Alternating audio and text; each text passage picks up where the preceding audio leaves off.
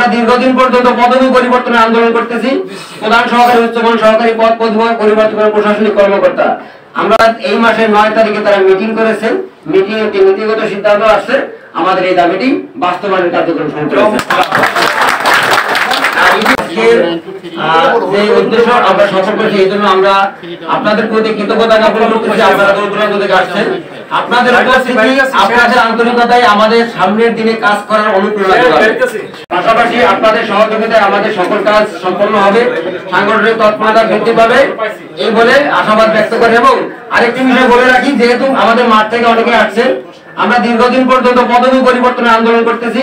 প্রধান সহকারী, উচ্চমান সহকারী পদ পরিবর্তনের প্রশাসনিক কর্মকর্তা, আমি জাকির ভাই সহকারে আমরা জানিয়ে দীর্ঘদিন কাজ করতেছি কিছু জাতীয় সংগঠনের সাথে।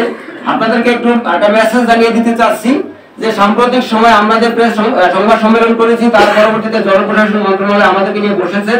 বসার পরবর্তী সময়ে দেখছেন যে আমরা কর্মসূচিটি প্রত্যাহার করে নিয়েছি। মূলত আমাদের সাথে আলোচনার পরিপ্রেক্ষিতে তারা মিটিং কল করেছেন, অর্থাৎ এই মাসের 9 তারিখে তারা মিটিং করেছেন। মিটিং একটি নীতিগত সিদ্ধান্ত আসছে, আমাদের এই দাবিটি বাস্তবায়নের কার্যক্রম শুরু করেছে।